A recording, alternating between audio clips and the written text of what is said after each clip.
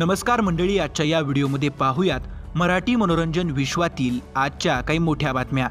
प्रेमाची गोष्ट मालिकेतील सागर मुक्ताचा संगीत सोहळा पार पडणार आहे। या सोहळ्यात मन धागा धागा जोडते नवा, लग्नाची बेडी, आबोली आणि पिंकीचा विजय असो या मालिकेतील कलाकार हजेरी लावून चार चांद लावणार आहेत। बिग बॉस मराठी फेम अभिनेत्री सई लोकूर ही आई झाली आहे।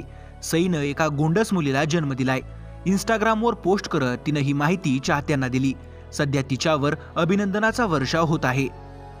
झी मराठीवरील नवा गडी नवराज्य ही मालिका शेवटच्या टप्प्यात आली असून येत्या 23 डिसेंबरला मालिका प्रेक्षकांचा निरोप घेणार आहे।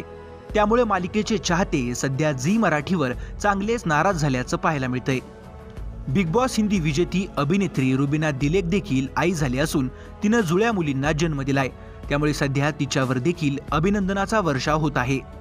झी मराठीवर लवकरच ड्रामा ज्युनियर, शिवा आणि पारू अशा 3 मालिका प्रेक्षकांच्या भेटीला येणार आहेत। त्यामुळे आता या 3 मालिका प्रेक्षकांच्या पसंतीस उतरणार का हे पाहणं रंजक ठरेल। लक्ष्मीच्या पावलांनी या मालिकेतील विक्रम म्हणजेच अभिनेता ध्रुव दातार हा नुकताच लग्नबंधनात अडकलाय। या मालिकेत तो खलनायकाच्या भूमिकेत दिसत आहे। आता त्यानं चाहत्यांसोबत लग्नाचे खास फोटो शेअर केलेत। लोकप्रिय मराठी अभिनेत्री अक्षया नाईक हिनं बोल्ड फोटोंवरून ट्रोल करणाऱ्या ट्रोलर्सना चांगलं सुनावलं आहे।